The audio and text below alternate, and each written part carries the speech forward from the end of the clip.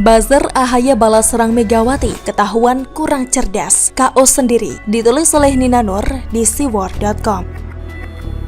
Sebelum kita lanjut, jangan lupa subscribe dan nyalakan loncengnya agar Anda menjadi yang pertama mendapatkan informasi dari jurnal terupdate. Yang lagi ramai nih soal dana hibah 9 miliar rupiah dari APBD Jawa Timur buat pembangunan Museum SBY di Pacitan yang notabene adalah milik pribadi. Saya sudah membahas soal sejarah dan mempertanyakan mengapa dana APBD dipakai buat urusan pribadi dalam tulisan sebelumnya. Ironis, Jatim mengutang ke pusat tapi beri 9M buat. Hal ini masih ramai dibahas oleh para netizen. Sementara tanggapan dari Partai Demokrat hanya bilang bahwa SBY tidak meminta dana itu. Kalau nggak minta, lalu jadi polemik. Kenapa nggak ditolak aja kan? Bukannya waktu acara groundbreaking museum pada bulan Februari 2020 silam, katanya Yayasan Yudhoyono yang mengelola museum itu akan menggalang donasi. Ya udah, dari donasi saja, bukan dari APBD Jatim. Soal dana hibah itu pun kalau nggak bocor, ya nggak bakal rame kan? Sesudah ketahuan dan rame baru dibilang SBY nggak minta. Gimana publik gak curiga tuh? Lucunya, di medsos terlihat pengerahan sebuah narasi oleh para buzzer. Narasi ini sepertinya dibuat untuk mengcounter polemik soal dana 9 miliar rupiah itu. Saya tidak punya sarana untuk mengetahui siapa yang pertama mencuitkan narasi ini, cuitan mana yang paling populer dan sebagainya. Narasi ini bisa dilihat kok dengan cara mencari kata kunci di Twitter. Kata kuncinya adalah Geraha Megawati, salah satu, atau mungkin yang mengawali beredarnya narasi ini adalah akun yang jelas-jelas adalah Buzzer AHY. Nama akunnya saja @seputar AHY. Isi cuitan-cuitannya semua soal AHY. Jadi kalau bukan buzzernya AHY, apa dong? Tetap kok saya kasih tanda petik di judul, karena tidak ada penjelasan di akun itu. Apakah mereka ini stafnya AHY atau bukan? Oke, narasi yang berkaitan dengan Geraha Megawati itu menyasar pada pembangunan gedung Geraha Megawati di Kabupaten Klaten, Jawa Tengah. Akun @seputar AHY mengunggah berita soal pembangunan gedung ini disertai informasi biaya pembangunan sebesar 61 miliar rupiah. Ditambah dengan kata-kata menantang, buzzer RP mana suaranya? Cuitan ini sudah dihapus alias KO sendiri karena kenal libas para netizen plus 62 pembela kebenaran alias para buzzer NKRI. Screenshot di bawah ini adalah keunggulan dari akun @03_snakula. Selain cuitan ini, beberapa cuitan dengan narasi serupa juga beredar di Twitter.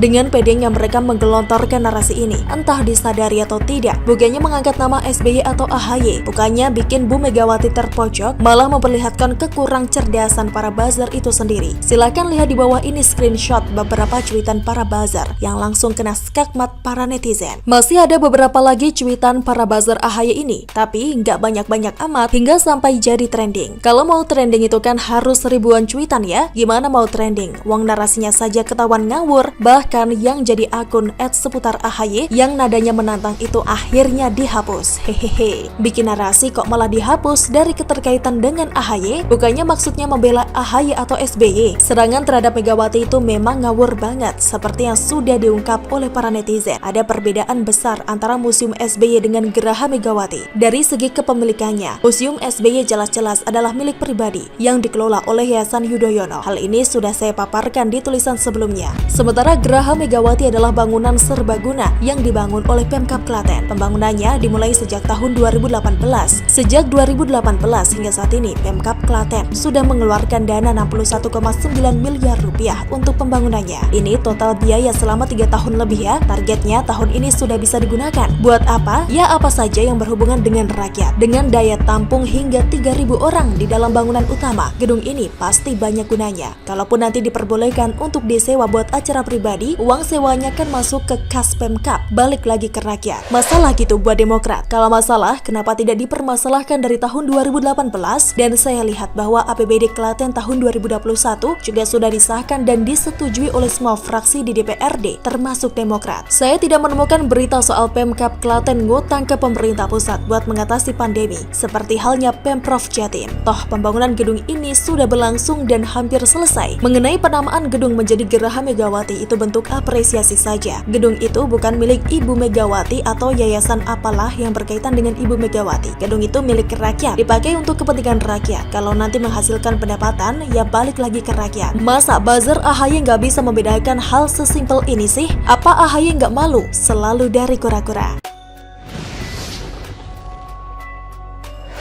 Pemerintah sama dengan buzzer, FPI sama dengan mujahid, PKS sama dengan relawan digital. Ditulis oleh Ayas di siwar.com. Sebelum kita lanjut, jangan lupa subscribe dan nyalakan loncengnya agar Anda menjadi yang pertama mendapatkan informasi dari jurnal terupdate.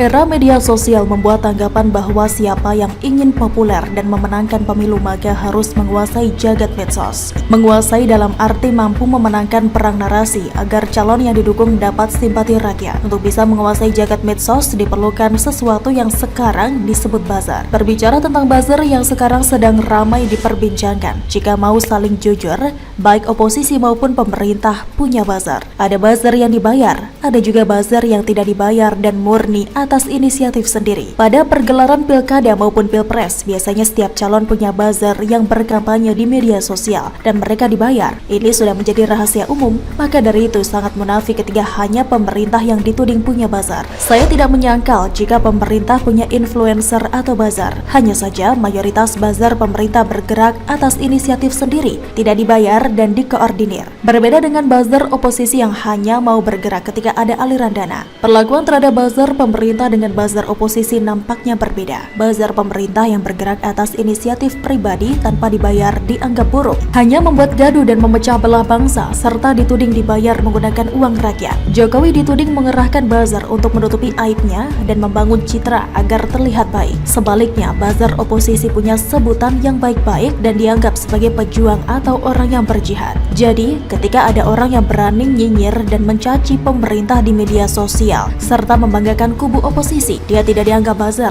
melainkan dianggap pejuang atau orang yang sedang berjihad. Kan ngehe. Pada tahun 2018 menjelang Pilpres 2019, Rizik yang saat itu masih di Arab Saudi memerintahkan agar simpatisannya yang ahli di bidang cyber untuk melakukan jihad dengan berkampanye di media sosial atau medsos untuk memenangkan pasangan Prabowo Subianto Sandiaga Uno. Para laskar cyber untuk terus berjihad di medsos. Para mujahid cyber, ayo lanjutkan jihad di medsos tanpa kenal lelah dan tanpa rasa takut. Insya Allah memberikan kemenangan. Entah kenapa mengkampanyekan Prabowo Sandi dianggap sedang berjihad. Hal ini jelas mendegradasi makna jihad. Apa kalau misalnya sedang mengkampanyekan Prabowo Sandi lalu kemudian mati, maka disebut mati syahid dan masuk surga begitu? Sebab konsekuensi dari perbuatan yang disebut jihad adalah jika mati akan mendapatkan gelar mati syahid dan mendapatkan surga. Lalu jika buzzer Prabowo Sandi tersebut berjihad, maka secara tidak langsung menyebut buzzer Jokowi adalah seperti kafir Quraisy yang harus diperangi. Padahal Jokowi seorang muslim, wakilnya pun seorang ulama. Pendukungnya juga tidak sedikit yang berasal dari kalangan ulama. PKS sebagai salah satu partai oposis juga punya buzzer militan. Namun PKS tidak mau disebut punya buzzer.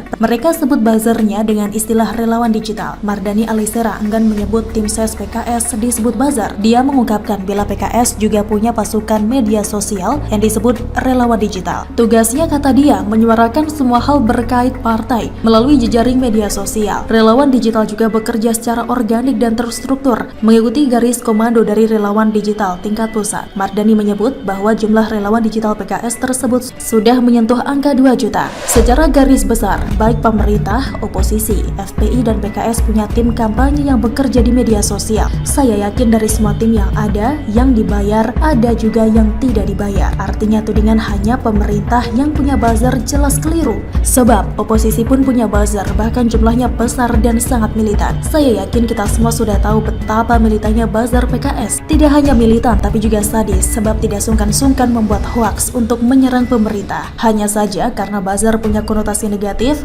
oposisi enggan menyebutnya sebagai buzzer. Rizik menyebut pasukan media sosial sebagai mujahid yang sedang berjihad, yang seandainya mati akan mendapatkan 72 bidadari di surga. PKS menyebut pasukan media sosial sebagai relawan digital. Istilah relawan tentu punya konotasi positif, sebab relawan itu biasanya tidak dibayar dan melakukan pekerjaan atas kehendak hati nurani. Sekarang terlihat mana yang sangat licik, bukan? Bagaimana menurut Anda? Silahkan tulis komen Anda di kolom komentar. Jangan lupa untuk like, subscribe, dan share. Hargana pamit, sampai jumpa.